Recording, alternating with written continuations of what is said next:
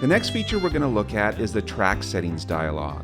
This is a one-stop shop for everything to do with tracks, labeling, adding real tracks and real drums, adding modifiers like simple versions or half or double time, or even changing MIDI settings in the track. I'm finding I've been using this dialog a lot, and it really makes my workflow more efficient. So first of all, let's look at the feature in the feature browser, which you can access by typing /, just like you were entering a chord, and then enter. So I'll filter by track settings, and we can see here's the item here, 2022 new feature, track settings and actions. So that gives you a great description of the feature right here, but this is what I was looking for here. How do you access the feature? You can right-click on the chord sheet, you can go to the edit menu, or there's two hotkeys. You can just type T and return as if you were entering a chord, or you can just type F7. And F7 is what I found I've been using myself to get into it. So I'll close this and just press F7. So here is the track settings and actions dialog.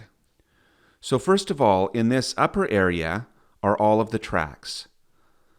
Now you can see here are the original Band in a Box tracks, but if I go to the scroll, you can see it also includes all of the utility tracks as well.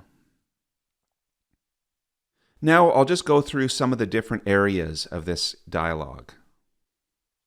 For starters, here it shows you if the track is enabled or not, and if it's a real track, it shows you whether it's a frozen real track or not.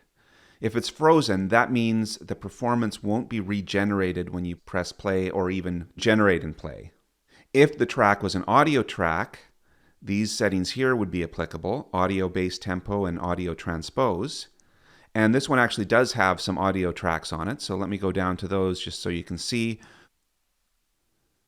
This one here is an audio track, and it can show you the base tempo is 100 beats per minute. What that means is if I was to change the tempo of the song to, for example, 105 beats per minute, it would need to stretch the audio track from 100 up to 105. And audio transpose is the number of semitones up or down that it's transposed, and this one is 0, so that means it's exactly as recorded. Now down here are real tracks, real drums, and even loops and user tracks can be added here. The real drums for the drum tracks is specifically for the original Band in a Box drum track. But this one here allows you to put real drums on any track, including the utility tracks. There are also MIDI options, including MIDI super tracks, as well as specific MIDI tracks from old Band in a Box MIDI styles. This area here has additional options. There are real tracks options such as the medley, which allows you to have real tracks switch from one real track to another. For example, on a jazz tune, you could have the saxophone soloing for a chorus and then a trumpet soloing for a chorus. But you can also have instruments play at the same time. For example, if you wanted to put 3 guitars on the same track and have a blended multi-guitar track. There are options for bluesy variations, simple variations that play less complex patterns for the entire real track. Direct input is also a good one. For our electric guitars, typically the main real track is the recording of the amp tone that the musician is playing through. So you get all of the effects as well as the amp tone and everything. But when we record those guitars, we're also simultaneously recording the direct input. So you can select this, and then you get basically just the sound of the electric guitar itself and nothing else, and you can add your own amp effects or any other effects that you like to those.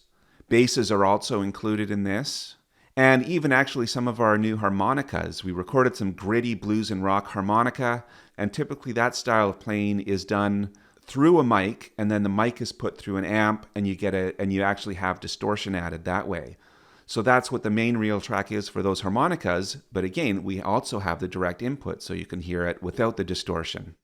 There's an option here for the time bass. Most real tracks are used at normal time, but for example, this song is 100 beats per minute. You could take a real track that's nearer to 200 beats per minute and set it to double time, and that would treat it as 100 beats per minute without actually stretching it down.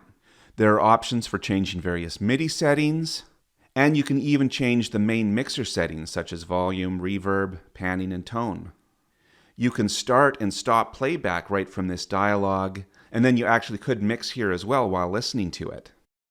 For that kind of thing, I definitely prefer to actually do my mixing in the mixer. But this area here is one that I've actually found I use all the time, and that's the label and the description area here. So I really like to have in my mixer, have my tracks all labeled properly, so I know what's going on as I'm playing through the song and then again as I'm mixing. And so I like to have, I'm going to move this over here so you can see underneath here. I like to have the track labeled accurately and correctly, and then here the track description. I like that to be labeled as well. Now with the track description, before we had the track settings and actions dialog, you would have to right-click in the description area, then you would have to go through several sub-menus to get to an area where you could then edit the description. So that was pretty time-consuming, and especially if you have a lot of tracks where you want to write in the description, that kind of impedes your workflow a bit. But now with the track settings and actions dialog, you can do it quickly and easily. So for example, earlier I clicked on this artist track here, so that's what's selected now. So now I can just enter as the label, lead vocals, and I'll enter the same thing in the description, and I'll press update, and you can see that that's now being entered here in the mixer. And then without leaving this dialog, I can also go to utility track 1, and I'll put background vox for vocals, and for the description here I'll write harmony vocals at bars. Now I'm not sure off the top of my head what bars they're at, but I'm going to update this and then I'll close this. I'll go to the audio edit window and click on the background vocals. Now you can see we've already added volume automation that we looked at in another video, but I can tell if I zoom in here that the harmonies occur at bars 21, 45, and 69. So I'll press F7 again. So I'll enter in bars 21, 45, and 69. And hit update. And we can see that's updated there now, which will be useful information to look at when I'm working through this song further. I've also been finding I'm using this track settings and actions dialog a lot for adding tracks, real tracks and real drums. So for example, I was thinking that I could add some percussion to this one. Maybe a couple tracks, maybe like a tambourine and a shaker. Well, let me scroll down to an unused utility track. I'll pick that. I'll select real drums on other tracks, not on the main real drums track. Now, earlier in the video, I used the actual filter to find some real drum styles I wanted. But you can actually achieve the same thing just by removing some of these checks. So I won't show if the feel does not match, and I won't show if the tempo is out of range. Now it's only going to show real drums in here that are swing, because that's what the song is set to, and where the tempo range allows for 100 beats per minute, which is what our song is set to. I'll do a further text filter here, and put in tambo for tambourine.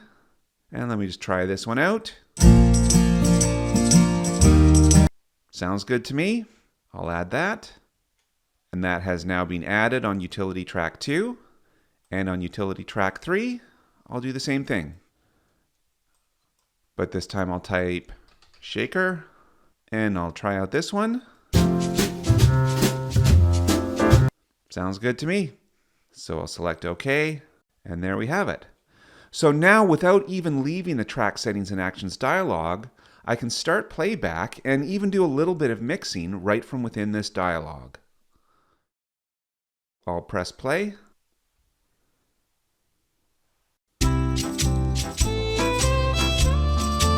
Okay, so those are definitely too loud, so I'll change the volume. Emily, where have you been? I've been walking Ah, that's a lot better. And I can even add some reverb in here. Think of me. Can't you tell? Maybe even add some panning. For 7 centuries ringing a bell. Without you, my heart is just an empty shell.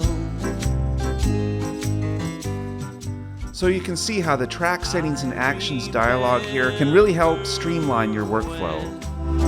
We were so close.